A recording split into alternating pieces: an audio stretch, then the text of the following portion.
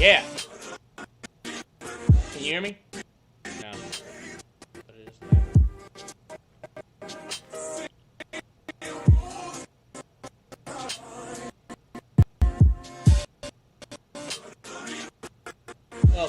Welcome back to A Legend Talks.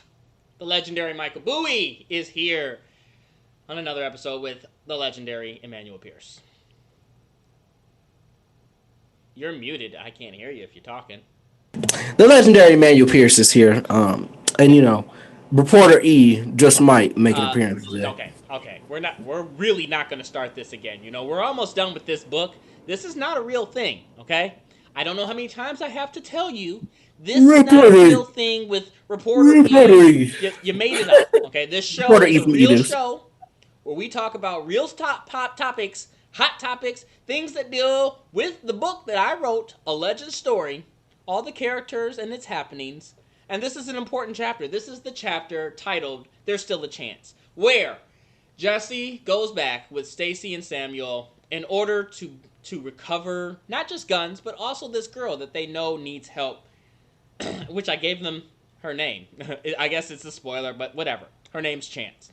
You come to find that out when you read the book, but this spoils everything. This whole show spoils kind of everything, kind of helps you read along and understand things from a different perspective. They go back there to save her, they can buy guns and get out of there. Unfortunately, they get caught. They're forced to play a nasty, nasty game of Russian roulette. And it's between Jesse, Stacy, and Samuel, forced upon them by Snake and his goons. Who's going to live? Who's going to die? Now, if you haven't read this book, you might as well turn this off, because I'm about to tell you who dies. If you have read this, then I guess it doesn't matter. But unfortunately, the suspense builds up and builds up and builds up until finally someone meets their demise. The trigger is pulled, and Samuel, the leader of the resistance, dies. It sends everybody into a frenzy. They're all upset. They have a huge kerfuffle, and then Snake's, somehow, whoever his goons die and whatever, he wants to kind of be alive and stay alive and talks his way out of it. Says, hey, just go take the girl, get out of my house, go do your thing. I don't want to ever see you guys again. If I do, I'll kill you, kind of ordeal. They leave with their lives intact, all of them except for Samuel. They go back to the resistance. Chance meets everybody, and she wants to go back and finish the job with Snake, kill him. But they don't want to do that. They say, we risked our lives to get you out, not for us to go back there and you die. She feels like she's not being heard. She wants to do it anyway. She said, if you guys aren't going to help me, I'll go do it myself. She leads the resistance to head back to Snake's house, and that's how this chapter ends. So, that is basic. What? Excuse me. What are you doing? Don't turn around while we're filming the show. So you need to make sure that you're facing the camera. Okay.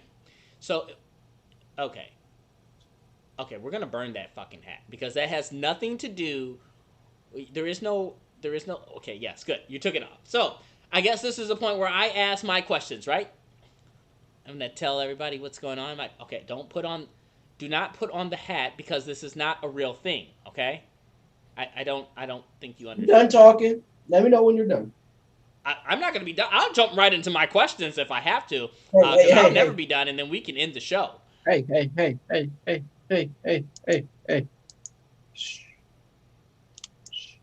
What do you... Stop putting on the hat. Stop with this whole... Reporter E coming live from E! News. Listen. Back at it again, here with another interview with Michael Bowie, the author of A Legend Story, A Legend Continues, A Legend Ends. Back with more questions, as we do here at E! News. So yes, we're going to get down into the nitty gritty. We didn't get any questions from the comment section, so if you guys have anything you want us to ask the author here at E! News, please let us know. We will gladly get into that. Be sure to like and comment on the video as well. So anywho, getting into our first question for the author.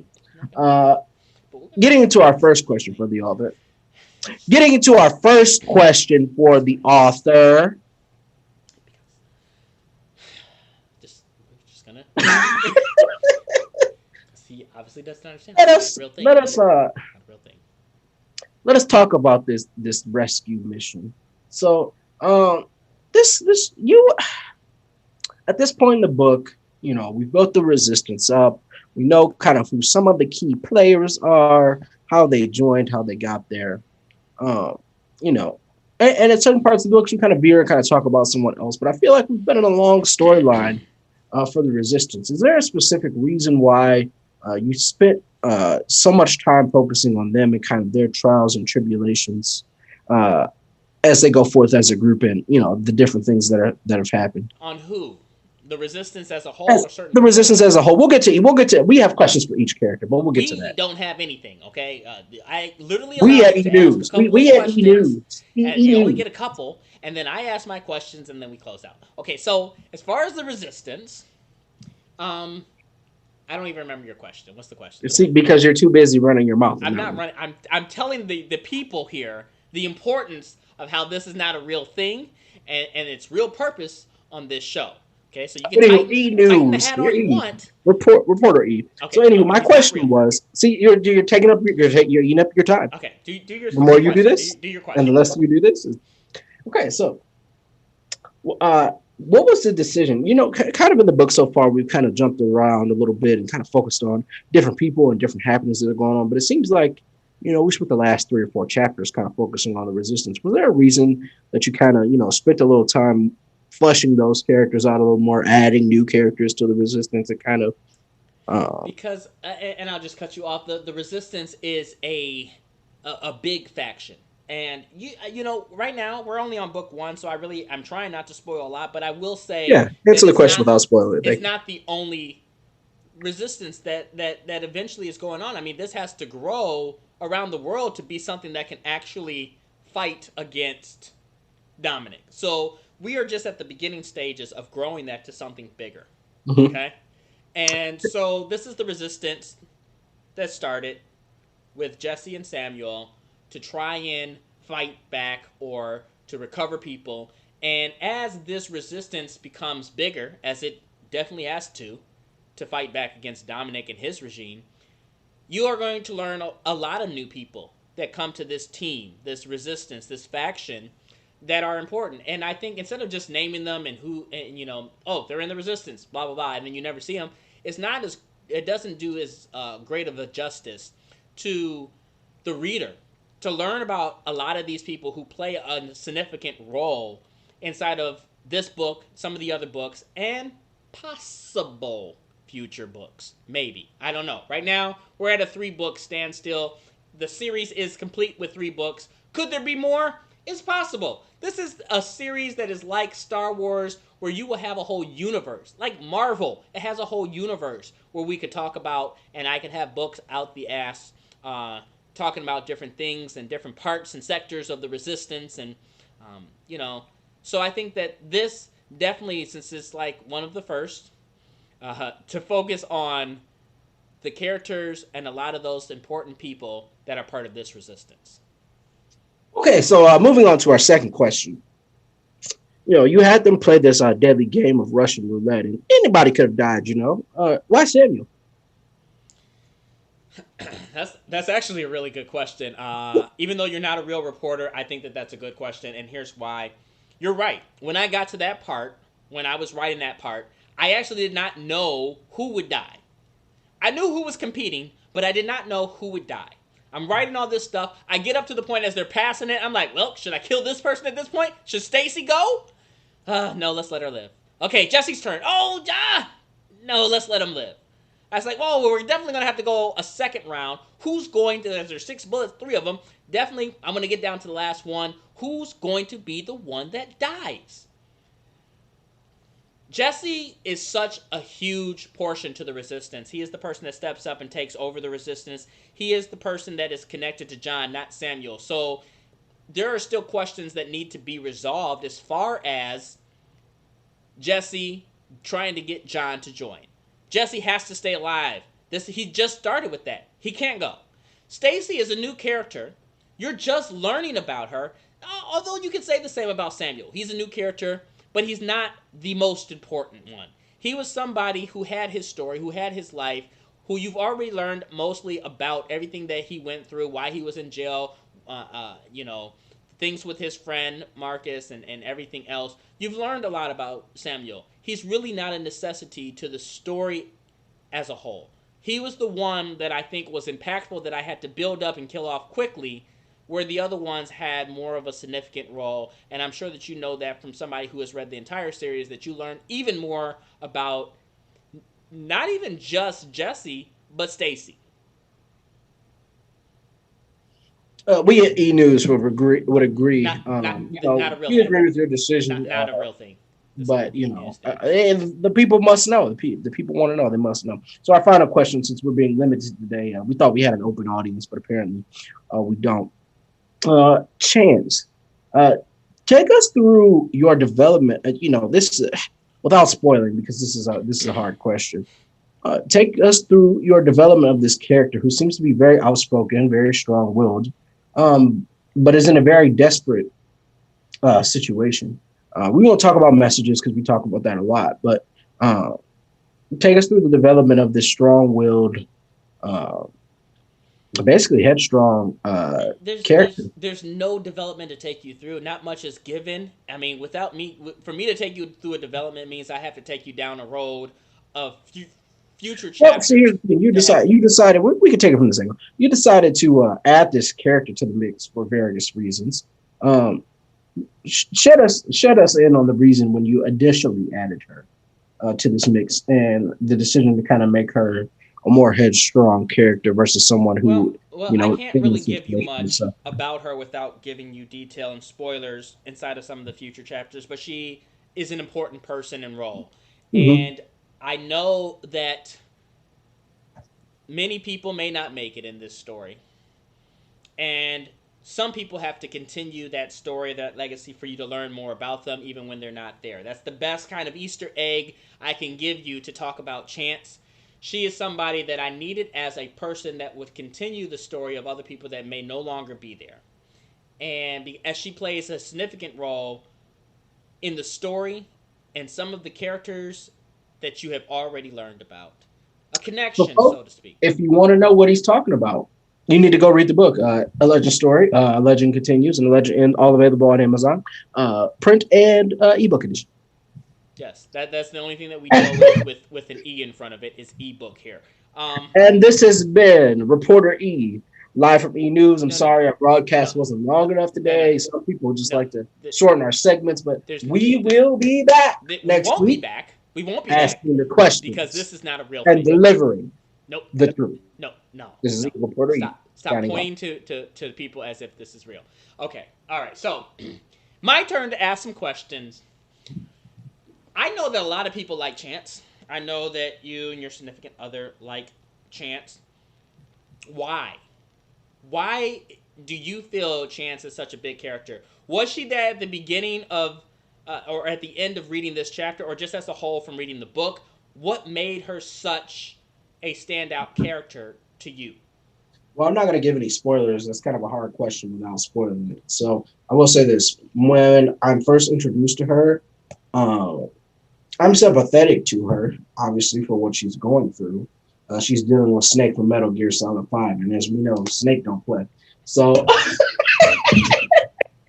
she played the game on legendary difficulty. So, yeah, I'm sympathetic to her cause, but as a character, my like for her comes from things that we learn about her, and the glimpse of her headstrongness and her ability to be the one to want to go out there and get the job done. So my like for her comes from things that we learn later. When we're first introduced to her, she's just another character to me. You attach people as the story goes, and you attach to different people as the story goes. So there's that. To kind of hit you back with kind of the same kind of question, in terms of who died in that game of Russian roulette, do you think it should have been somebody else? That's a good question. Maybe E News will start M News. Maybe E News Maybe E News will have a position for you one day. No, because your thing's not a real thing. Okay, so go ahead. Yeah. So how did I feel? Going too soon. Rest in peace, Samuel. Do you think it should have been someone else though? No, it had to be him. You can't kill Jesse. Maybe Stacy. But if you know the rest of the book, you know why Stacy's important. So she can't die. So I mean, looking back on it with the perspective that I have, it has to be him. It can't be anybody else. What I'd love to see a little bit more of him in some of those scenarios that we have later in the book, kind of being a guiding force and principle. Yeah, but other characters kind of carry that out. They kind of take up that mantle from when he was gone, like you were saying.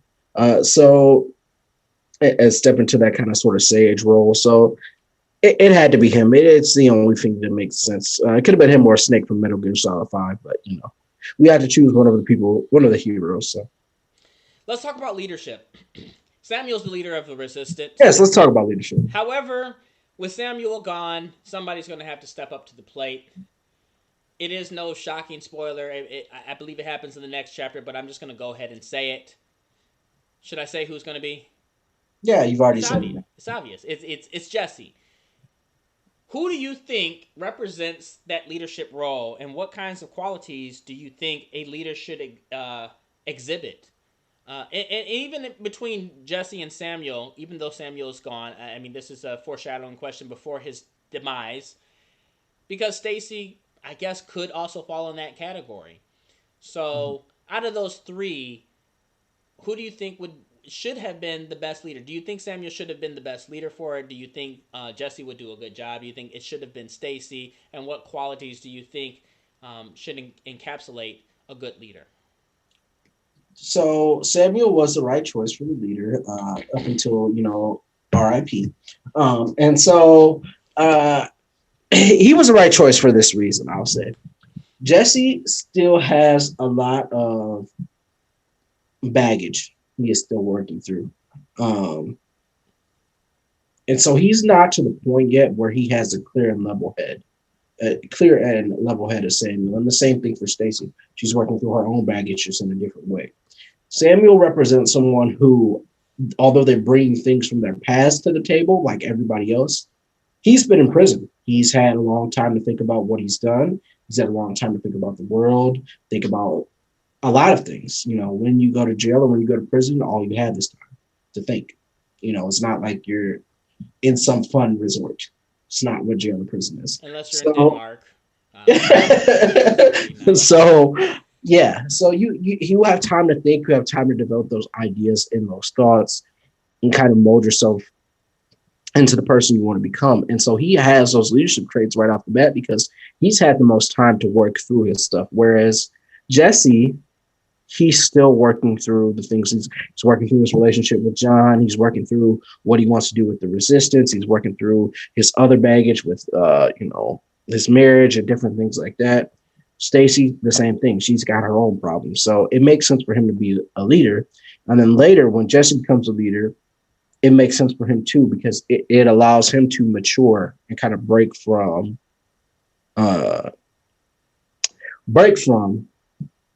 his baggage and kind of grow as a person and grow into that leadership form. Some people have the opinion or thought that leaders are born. Other people have the opinion and thought that leaders are made. I think everyone has the potential to be a leader. Leadership comes in different forms and sizes. It's not everybody doesn't lead the same way. Some people lead by example. Some people are vocal. They have to be vocal with how they're leading. Some people lead from the back if they're not vocal. And they let other people kind of think that, they're controlling the ship. There's different forms of leadership. And Dominic is a leader. He's a strong-willed leader. He's a dictator, right? So to juxtapose him with someone who is more freely giving and open is a good juxtaposition, which is what Samuel was and Jesse is. Now, I asked this leadership question because the whole point of the Resistance is not just to have something that can fight back against Dominic's regime. Dominic is the leader from an antagonist perspective of the world. Leader is a strong word. I like the word dictator. Okay, well, you can call it what you want. He's the leader. He is the world leader from an antagonist perspective.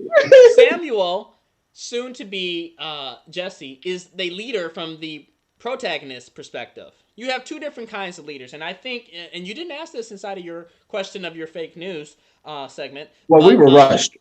We had more questions, but we were rushed. I'm sorry. We didn't have more questions because it's not a real thing. But the whole thing is that I was building a comparison. You know, in terms of the United States of America. Oh, like I just said? Yeah.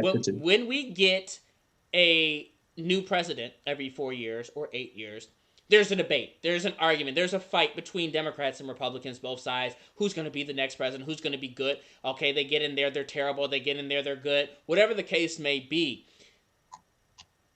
This is that Democrat-Republican good leader role kind of individual. And I already know what your answer is going to be. It's not even a purpose in me asking the question of who's a better leader from an antagonist or protagonist perspective, because you don't like Dominic. You don't think that he should be a leader. You think that he gets everything, which he does not.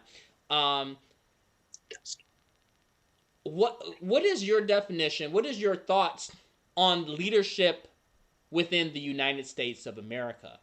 How we portray it, how we deal with it, how we argue and fight about it. What would make for a good president where both sides could be happy? What is your insight overall from our realistic United States of American leadership perspective, comparing it to the antagonist and protagonist leadership perspective that we've already gone over in my book? Yeah, see, here's the thing. The way that it is supposed to work is one person who is never actually a leader. They just hold an office that is in high regard. All of the systems of our government they call them the leader of the free country, but again, they hold a position that is valued in high regard. The president can't pass a bill or a law. Congress does that. The president can't determine whether something's constitutional. The Supreme Court does that. The judicial system does that. What the president can do is, do military assaults, which they don't ask permission anymore, but they're supposed to. They control the military, and they appoint officials to the judicial branch. I am answering your question if you stop interrupting. So really, the way it's supposed to work is all of these three things work in tandem with one another, and there isn't really one person that is more important than others. Is that how it works in real life and how people think about it? No, that is not how it works in real life. The president is valued over all things, including local elections, which doesn't make sense because the United States government affects your life less than your local government. So really, we should be looking at the leaders in our community. So what would make a good leader in my community? Probably someone that cares about education, probably someone that understands and lives within the community, understands law enforcement within the community, understands what the community needs are. If there's a homeless population, taking care of that, all that other stuff. So a good leader is one that understands the needs of the community and puts the service above trying to be a celebrity. It's not about you. When you go into government, when you go into leadership, it's about the people you're serving. It's not about you. You should be the last thing people think of. People should have to Google you. You should be doing good stuff, but people should have to Google you to figure out who you is. This whole politician as a celebrity thing, I don't understand it. You're signing up for something that is supposed to be a service, and you are not giving that service. So there's that. At some point, you have to be a celebrity. Sorry to interrupt, because so many people have said to me that you need to be knowledgeable of the people that you vote for, their history and things about them. So at some point, I don't know anything about Joe Schmo, but they become a celebrity when I learn about them and everything that they've been through. I think that in turn makes them a celebrity to some aspect. You don't have to be a celebrity for people to know what you do. People have to stop being lazy. You rely on the news to tell you about somebody instead of doing something that we can all do now that's very accessible. It's called Google. And the news won't tell you everything you need to know about a person. It won't tell you everything you need to know about Joe Biden. It won't tell you everything you need to know about Donald Trump or X, Y, and Z, no matter who's running for president or vice president or Congress in your city or mayor. They can only tell you so much. They can only devote so much time. If you truly want to know what that person is about, you need to take the time to do your research. And this is why it's called a civic duty when you vote. You have to take the time to be informed. Do you see the world to be ran on, and I'm not talking about current administration, and I'm not even really talking about past administration, just administration in general, because it's all treated the same. It's just different depending on which party is in there. Do you see it to be ran to the likelihood of, like, the resistance and their leadership, or the resistance of Dominic and his leadership? You have to pick one, and it can't be in the middle. Is it closer to one or the other? That is first of all, no. It's a very, very much complex. It's a very much complex thing, and it depends on who you're talking about, right? It depends on who. The reason why I disagree with that is because for those that are Democrats, they're going to disagree when the Republicans in there. And for those that are Republicans are going to disagree when there's a Democrat in there. So they're going to see Donald Trump as being the Dominic, and others from the other party are going to see Joe Biden to be like Dominic when he's in there. So they're both going to, depending on which party, is going to see the other side to be like the Dominic of the leadership. You're talking about something from a media perspective. Let's get something straight here, okay? Most of the people that are elected into your government, they're funded by the same people.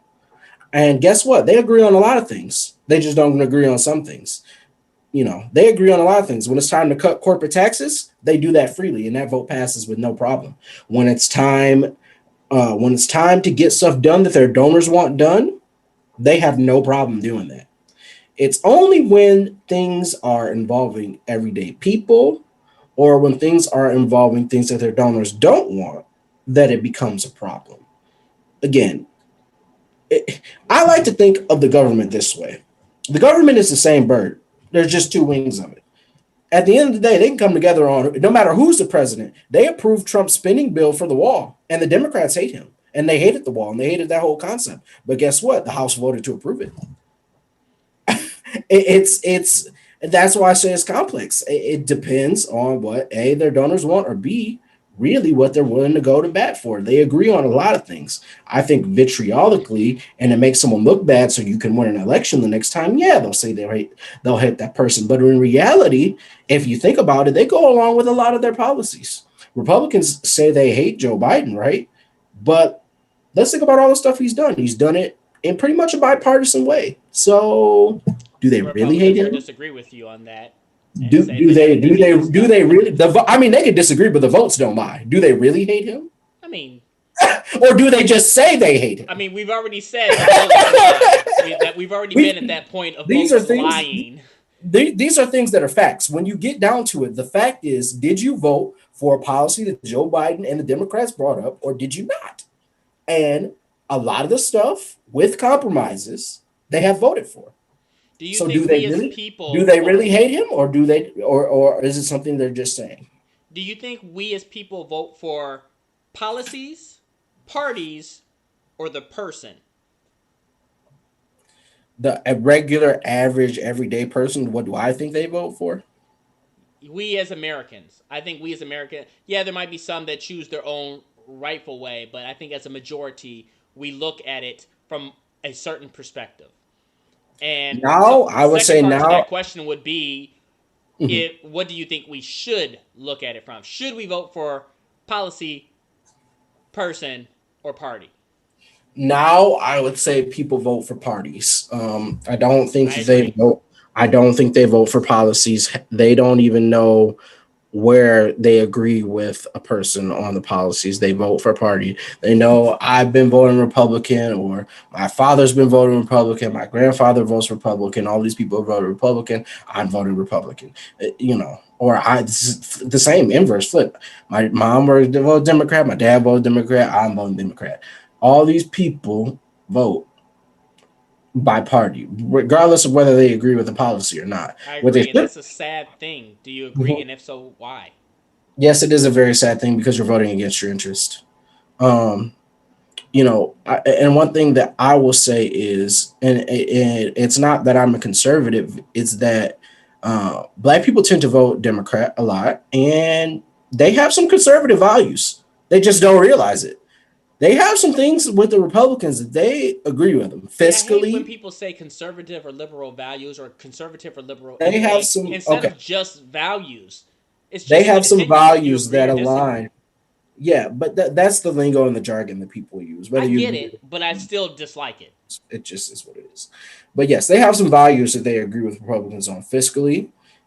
A lot of Black people are Christians; they believe in God, so religiously they have some of the same values as they do.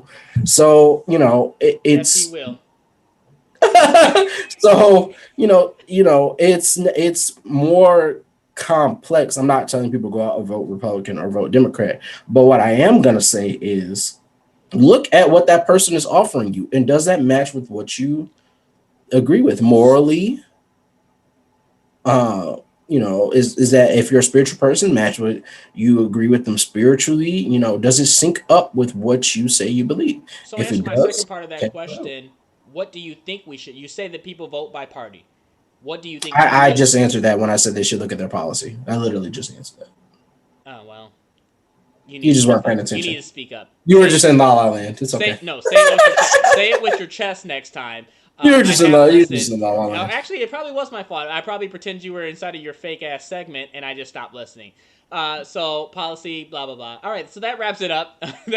Those are all of my questions from the actual show, the only show that matters here on the Legend Talks. I think that we really do delve deeper. And granted, we could talk for fucking hours about politics and different things and how they should change. And granted, anybody that watches this show, if you're of a particular party, you're gonna disagree all day on anything that's said. Even though we're not being more leaning towards any particular side, I think we're leaning towards a side where should be what should be in terms of how people view things and go about things, and that's the whole purpose of this book. Whereas it is a political book, it is one that kind of delves in the direction, and I think that it's no different from that message that we say that parents kind of mold their kids to be like them. It's inherited. Hatred is inherited. Thoughts and opinions and beliefs are inherited. They're passed down. If you're of a specific religion that believes, hey, you can only marry to people of the same culture, that's passed down versus you being able to have the freedom to love and marry whoever you want. It's the same with politics and everything else.